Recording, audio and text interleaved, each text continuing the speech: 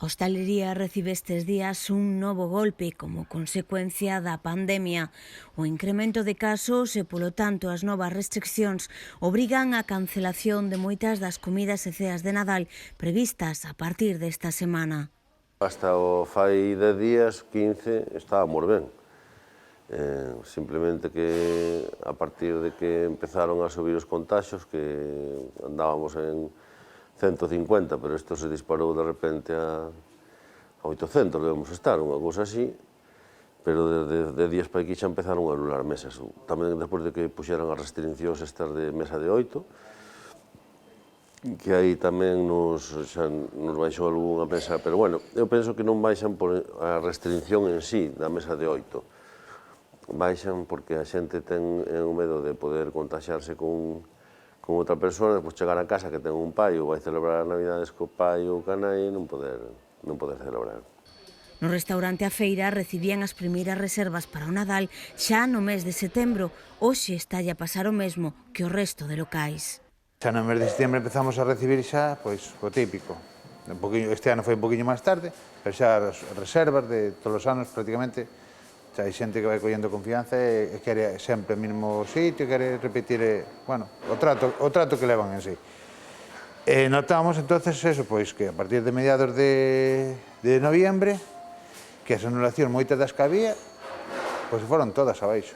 Incluso hubo xente que fixo reservas a finales de noviembre, a finales de mediados a finales, e caíronse o 90% das reservas. Nós, neste caso, podemos falar que a estamos en 600, 700 personas que anularon as súas reservas. Pablo Otero xa perdeu a conta de cantas mesas lle anularon nos últimos días. Así de memoria, 2 mesas de 30, unha de 17, unha de 12, unha de 13, 2 de 8, unha de 9, esas de memoria. Sin contar as que igual non estou eu, que me xan cancelado, e as que me quedan pendientes. Ainda teño o día 17, 30 e 40, que supoño, estou seguro que me van a anular, porque son as que máis anulan as mesas grandes, e despois entran pequenas. Entran onte ainda collín unha de 4, unha de 6, unha de 5, ora mañá unha de 8, para o día, non sei, 10, creo. Sigo collendo. E por unha parte prefiro non ter mesas grandes, porque me expón a que se me anulen e despois non dou metido 30 ou 40 dun golpe. Sin embargo, si me anulan unha mesa de 10, sí que dou metido 2 de 5, 2 de 4, 3 de 2. O aumento das mesas pequenas é o que lles permite seguir respirando. A xente gustalle salir. Nós, como hosteleros, estamos acostumbrados a que o mes que prácticamente traballas todos os días co dinamismo de menús, de cenas de empresa, cendas grandes.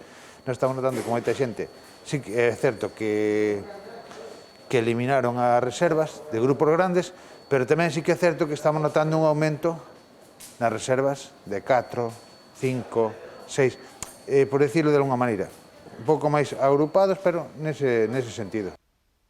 Por outra parte, seguen sentindo esa presión por parte de quen o responsabiliza da situación. Canto máis información sale negativa, os primeiros que o resentimos somos nós. Os primeiros que o resentimos, como sempre estuvemos desde que empezou esta da pandemia, sempre fomos o foco directo, por así dicilo, de que sempre os culpables de todo isto foi a hostelería.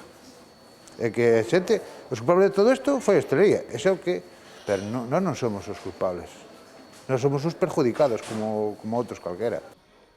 Traballan día a día, planificando con moi pouca antelación o aviso aos extras, por exemplo, porque todo pode cambiar da noite para a mañá. O caso é resistir.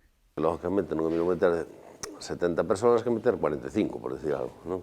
Ou 50, pero bueno, nada, aguantar o tirón aquí e a ver que pasa.